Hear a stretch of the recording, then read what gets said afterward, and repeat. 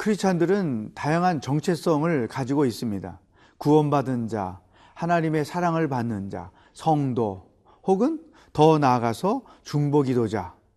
그러나 오늘 본문 말씀에서 또 한 가지 우리가 어떤 사람이 되어야 하는지를 설명해 주고 있습니다. 그리스도인의 또 하나의 정체성이 무엇인지 묵상을 통해서 찾아보도록 하겠습니다.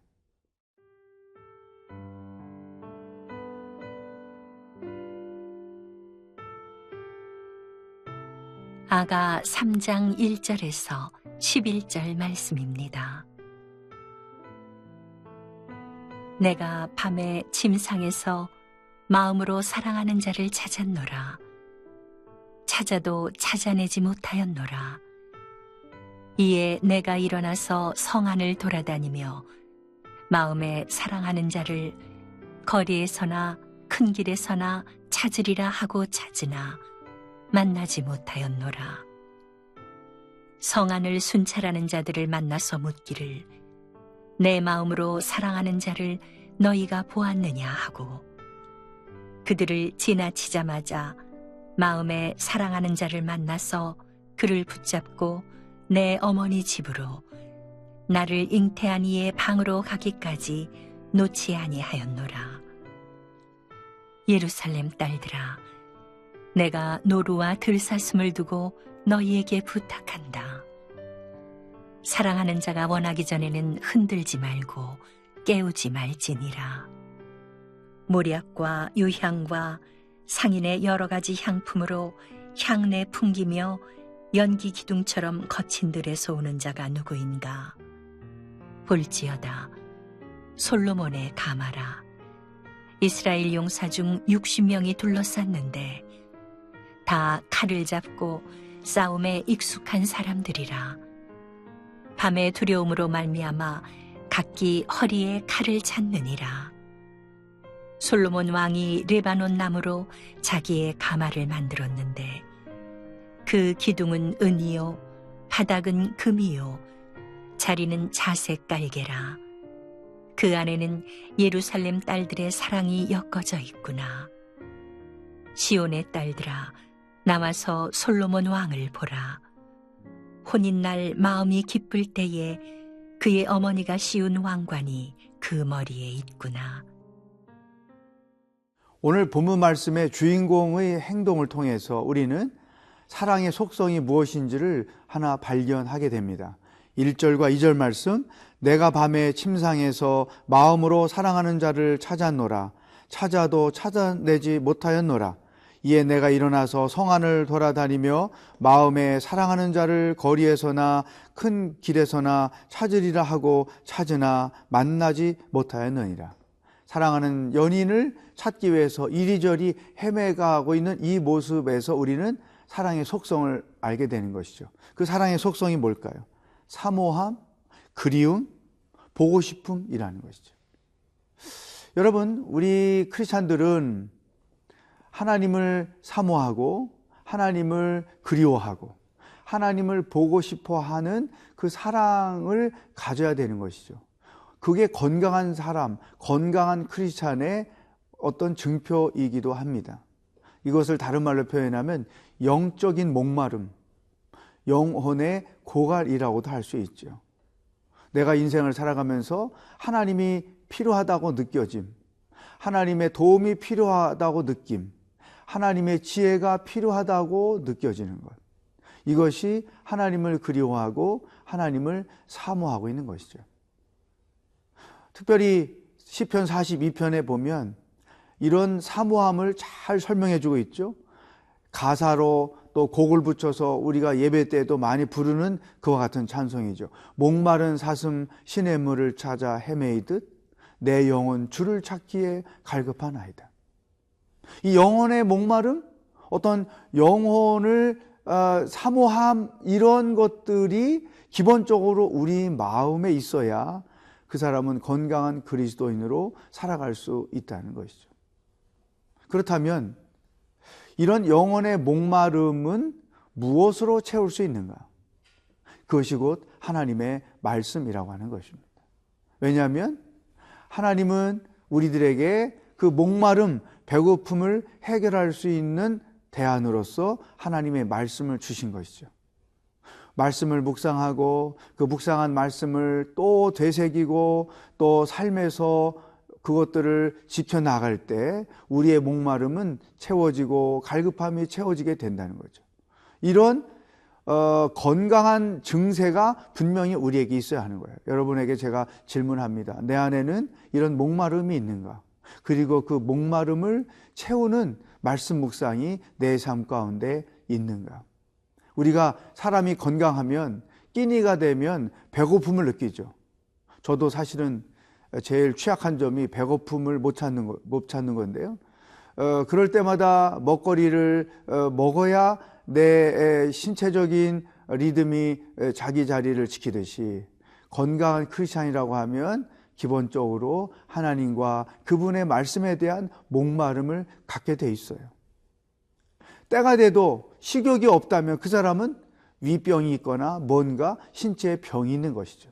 하나님의 말씀을 그리워하거나 사모하거나 하나님의 말씀을 먹고자 하는 영적인 리드가 그 마음께 일주일 살아가면서 없다고 하면 분명히 그 영이 병들어 있는 거예요. 절대 건강한 것은 아니라는 것이죠. 사랑하는 여러분, 내 안에는 이 영혼의 목마름이 있는가? 하나님을 갈구함, 하나님의 말씀을 갈구함이 내 심령 속에 있는가? 그리고 하나님의 말씀을 통해서 그 갈구함을 채워가면서 신앙생활을 하고 있는가? 이 하나님의 말씀을 묵상하며 하루를 살아갈 수 있기를 주의 이름으로 축복합니다.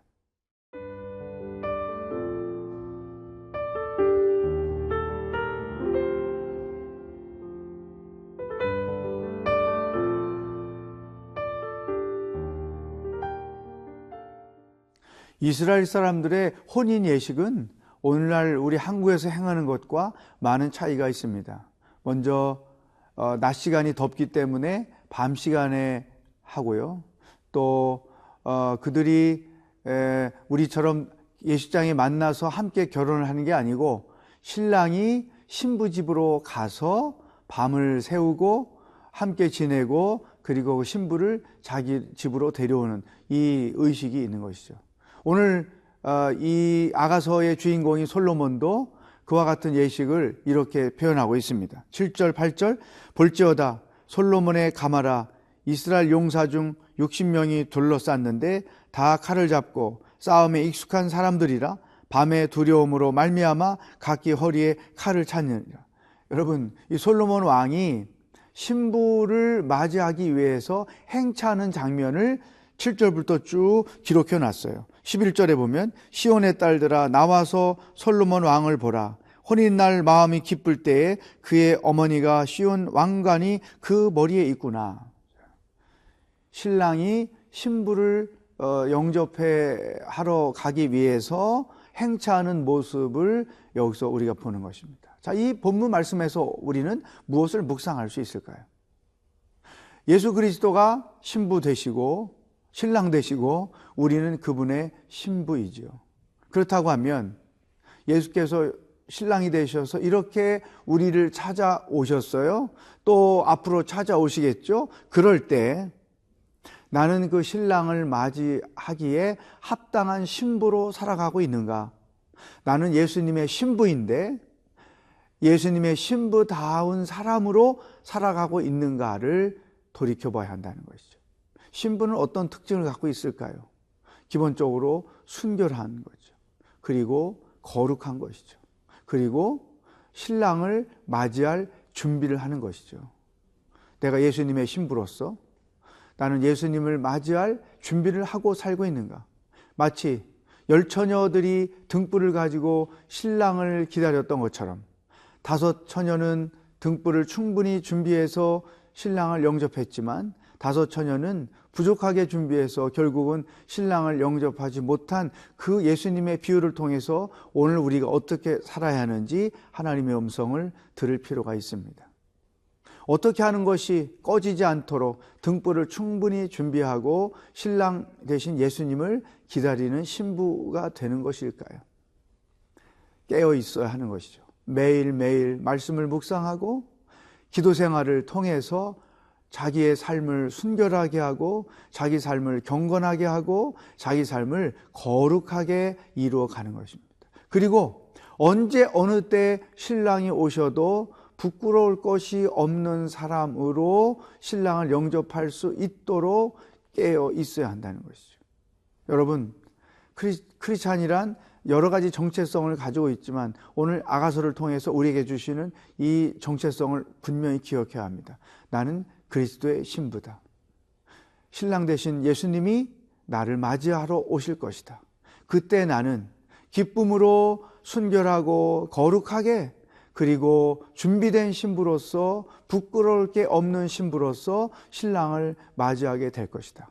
이와 같은 일종의 재림신앙, 종말신앙을 가지고 하루하루를 살아가야 한다는 것입니다. 오늘 하루도 예수님의 신부로서 부끄러울 게 없는 하루의 삶이 되어지도록 주의 이름으로 축복합니다. 기도하겠습니다.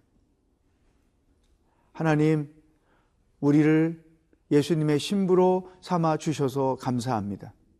신랑 되신 예수님이 언제 우리를 영접하러 오셔도 부끄러울 게 없는 신부로서 하루하루를 경건하게, 순결하게, 거룩하게 살아가는 백성이 되게 하여 주시옵소서. 예수님의 이름으로 기도하옵나이다. 아멘.